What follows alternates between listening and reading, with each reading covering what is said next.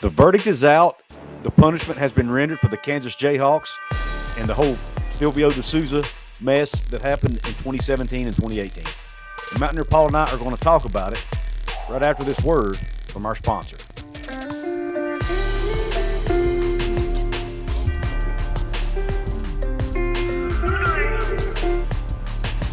This episode of Hoops from the Hills is brought to you by Dutch Miller Automotive, where friends and family pricing means you get the best deal right up front on any new or pre-loved vehicle in stock every time. With brands like Chevrolet, Chrysler, Dodge, Jeep, Ram, Kia, Hyundai, Ford, GMC, Buick, and Subaru, the Dutch Miller Automotive family is always growing and ready to put you in the car or truck you've been searching for. Check out our inventory across West Virginia at DutchMillerAuto.com or come in today to the home of friends and family pricing, only a Dutch Miller Automotive store near you. What is going on out there, Mountaineer Nation and college hoops fans? This is Couz. And I am Mountaineer Paul. And we present to you another episode of Hoops from the Hills, baby. What's going on out there, Mountaineer land, college basketball land. We are back with another episode today, and I thought we needed to talk about this news that broke today regarding our Big 12 conference foes, colleagues, whatever you want to call them, the Kansas Jayhawks. We've been waiting 6 years. 6 freaking years, Paul, for the NCAA to render a verdict, or whoever it is that rendered this verdict, the IARP, I guess it's what they're called. I don't know. Yeah. About the whole Adidas, Kansas eligibility situation that involved a player named Silvio De Souza. And it looks like Kansas is going to have to vacate some wins, man. And it looks like I'm going to get your thoughts. Does this make West Virginia the de facto Big 12 champs for that season? I don't see why it doesn't. It's between us and Texas Tech for that honor, and we played in the game, right? Right. In the championship game. So we edged out Texas Tech, even though we had the same 11-7 records that year. Mm-hmm. Obviously, being completely objective, with or without De Souza, Kansas was the best team in the conference that year, probably with or without him. But you still can't cheat. And so here we are, So I think, it's one of those things where, you hear the term backing into the playoffs or whatever. This is kind of similar to like backing into a championship. But look, if it's a banner that's hanging in our rafters, 20 years from now, people aren't going to say, look, there's a 2018 banner that they got by default. That's not what people are going to remember it for. It's just going to be hanging there. So hang the banner. Why shouldn't you? There's got to be somebody that won it. It's one of those things, right? Yeah. So, and look, no program is perfect, but look at it. Some of the stuff that went on with Adidas and all that, and De Souza, and 6 years is just too long. Just too long. You can't give me a good enough reason that it took 6 years. It's insanity. Yeah. Unless there are emotions or something that I don't know about that kept extending it. I don't know how the process works, but surely there's a way to get it done quicker than 6 years. It's like a murder trial. Right.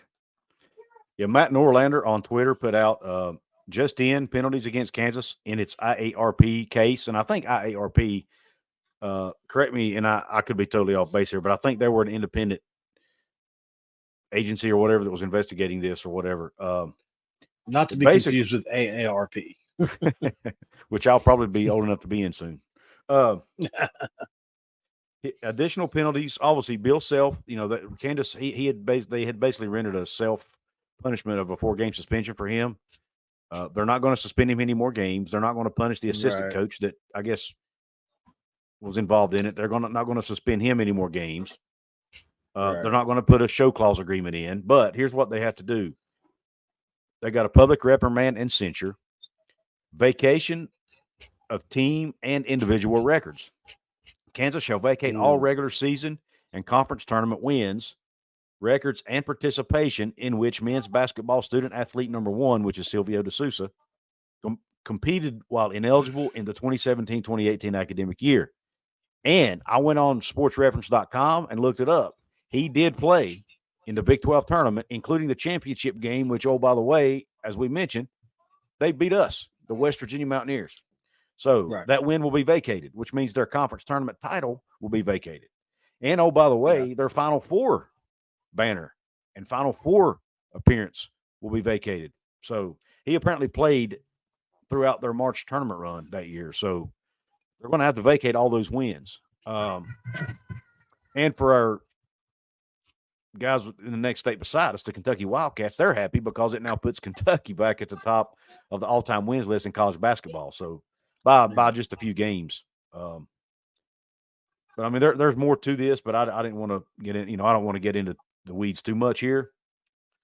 Yeah. But basically, they're going to have to take down their Big 12 championship banner, and that's what it boils down to. Do you think, taking out the West Virginia piece of this, do you think that is enough punishment based on what you know about this case?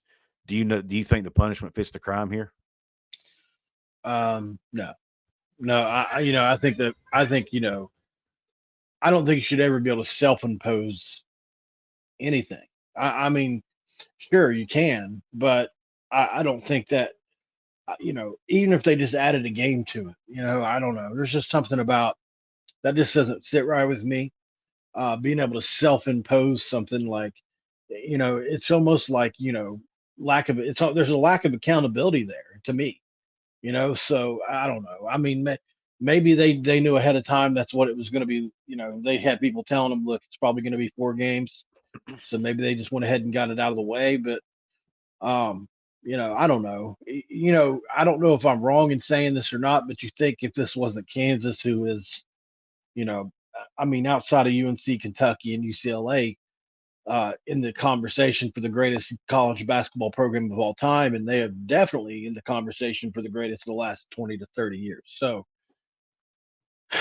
this is like saying, what would happen if Nick Saban were in this situation in Alabama, and these is a powerhouse program that draws eyeballs from nationally and internationally. You start to wonder if that plays a factor in it, right? Because a Kansas team that couldn't play or was unable to play, or was that some kind of factor in there where they were shorthanded, is bad for college basketball from the NCAA point of view, from TV executives' point of view, and really from the Big 12's point of view. So I think there's a lot of people that had a lot to lose by Kansas getting a worse punishment, and not just Kansas. Yeah, that's a great point. And when you look at what happened to Oklahoma State a couple of years ago, they got punished for something that happened by that a previous assistant coach did. They had to serve a postseason ban that year. Year. And the coach wasn't even on the staff anymore. And none of those players were involved in it. So I just don't understand. Yeah. It's almost like there's a double standard a little bit in some of these. Now I know that, I don't know anything about the IARP or, I think it was the NCAA that brought the ruling down against Oklahoma State, but there's just not any consistency in how this stuff is done. And it's, that's what gets everybody so frustrated. And, from a bigger picture, the FBI investigation that was going on about this case has been dropped from what I read. So that there will not be any legal ramifications to come from this investigation either. So just wanted to make sure I let everyone know that. But anyway, Paul and I just want to get on here and talk about this real quick. Wanted to bring you guys up to speed on what's going on. Kansas has to vacate 15 wins, including postseason wins, including their Big 12 title run, in which they beat West Virginia for the title. Does that make West Virginia de facto conference champs? I don't see why it doesn't. I don't know if it'll go down in the record books that way. I don't know how that works. But nonetheless, I'm claiming it. We're Big 12 conference champs 2018, baby. Write it down. Paul, anything else you want to say regarding this issue, man? Well, just it could have changed a lot, right? Let's say D'Souza was the difference in the game to the point of, win or lose, which almost probably isn't the case. But you think we could have got a different tournament draw. We could have got, there were so many different things that it affected for the entirety of the conference. So at the end of the day, though, you can't hash that stuff. You go crazy trying to figure that out. Right. So we just wanted to bring you guys that news. I don't really have anything else to say on this matter. Paul, do you? No, sir. With that being said, guys, please like the video, hit the thumbs up button if you haven't yet. Like the video, that really helps the YouTube algorithm. Make sure you subscribe to the channel if you haven't yet. Help us get to our next goal of 2,000. Also, share it with your friends. Let them know about Hoops from the Hills here. We cover West Virginia basketball, Big 12 basketball, obviously with a West Virginia focus. And then leave a comment. Drop a comment below. Let us know what you think about this. Do you think, if you're a West Virginia fan, do you think we should be allowed to hang a banner and claim the 2018 Big 12 championship? I want to know your answer in the comment section. And if you're a Kansas fan watching, what are your thoughts on this punishment? Do you think it's fair? And if you're a fan of another Big 12 team, do you think this is a fair punishment for the Kansas Jayhawks and what they've been handed down, and how it compares to other punishments that have been divvied out to teams for similar issues? That being said, guys, we appreciate you tuning in. We appreciate your support on the channel. And until the next time, we are out.